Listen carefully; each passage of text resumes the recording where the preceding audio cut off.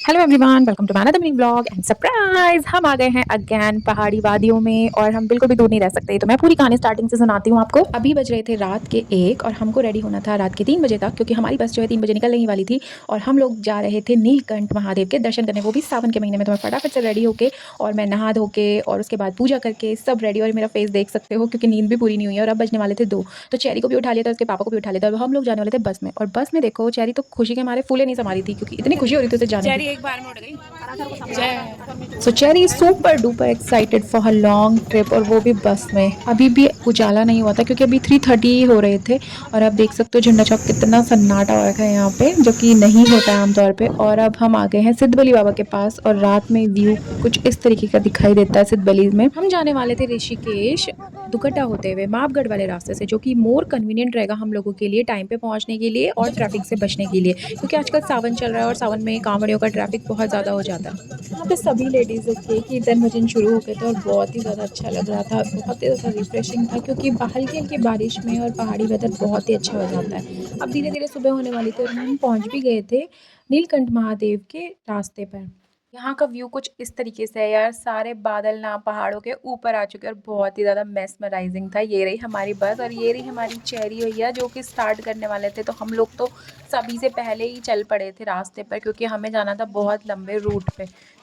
तो सबसे पहले हम लोगों ने चढ़ाई शुरू कर दी और हम दोनों ने सभी को बाय बाय करके आगे बढ़ते रहे। बट मेरी चेरी ने हार नहीं मानी और लगी रही धीरे धीरे पूरे रास्ते भर। हम लोग भी चलते रहे और पहाड़ी रास्तों का मज़ा लेते रहे। और पूरा वेदर इतना प्यारा हो रखा था, बस टचवुड की भगवान ने हमारा साथ दिया और बिल्कुल भी बारिश नहीं हुई और बिल्कुल भी धूप नहीं थी। बहुत ही अच्छा सा वेदर था।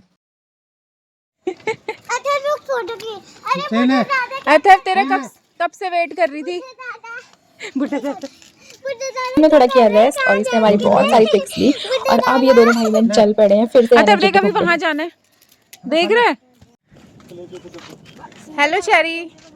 तो आज फाइनली चेरी का सपना पूरा हो रहा है बड़े मंदिर जाने का। और पीछे जा रहे हैं वो। अच्छा एक बात बता, ना तो धूप है, तू नहीं काले चश्मे क्यों पहने? दिखता नहीं है गाइस, आई एम ब्लाइंड। ये तो कुछ भी बोलता है। मैंने गाइस इनको अपना रहने का ठिकाना मिल गया, अब हम चलते हैं। अच्छा बाय। हमें छोड़ने आ रही है डॉगी।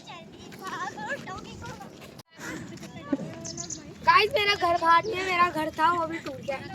फाइनली हमें वो गेट दिख गया है। बट अभी यहाँ से और दूर जाना है, क्योंकि नीलकंठ महादेव और दूर है अभी। और हमें रास्ते में जो भी मिल रहा है वो हमें सिर्फ यही बोल रहा है कि बस आने ही वाला है, बस आने ही वाला है, लेकिन आ ही नहीं रहा है। कब यहाँ पे हमें दिख गई थी बहुत ही रेयर एम्बेसडर कार, जगह देख के मुझे अपनी दी की याद आ गई थी। और अब आगे पहला पड़ाव में हमको मिला नरसिंह देवता का मंदिर, और इसके बाद जो द्वार पड़ा था वो था फाइनल नीलकंठ महादेव का प्रवेश द्वार। तो यहाँ से एक रास्ता माता के मंदिर के लिए जाता है और एक रास्ता जाता है नीलकंठ महादेव के मंदिर के लिए। ये थे हम सभी लोग जो कि हम आए थे एक साथ बस में। यहाँ से तो बहुत ही ज़्यादा भीड़ हो रही थी, आधे से ज़्यादा लोग कांवड़िए थे जो कि दूर दूर से आए थे, कोई हरियाणा से, कोई यूपी से। तो अब हमें जाना था यहाँ से नीचे के लिए, क्योंकि मंदिर था बहुत ही नीचे जहाँ पे कि नदी बहती है। और ये रहे हम सबके थके हुए चेहरे, क्योंकि मंदिर पहुँचना बिल्कुल भी आसान काम नहीं है, और वो भी सावन में। देख सकते हो कितनी सारी भीड़ है और सभी जल लेके यहाँ पे चढ़ाने के लिए आए हैं और बहुत दूर दूर से आए।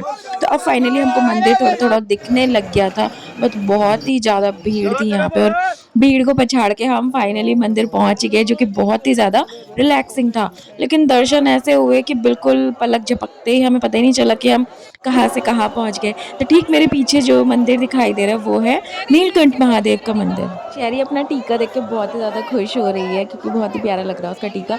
और कि मंदिर में तो साक्षात पंडित जी ने इसको हाथ जोड़े और कहा कि माता रानी मेरे सामने आ गई।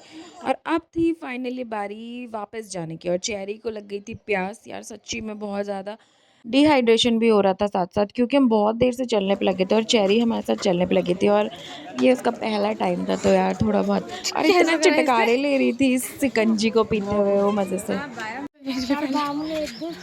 स्टैमिना नहीं है बोलने का, बहुत ही ज़्यादा थक चुके, पता नहीं हम कैसे पहुँचेंगे गाड़ी तक। Let's see, wait and watch.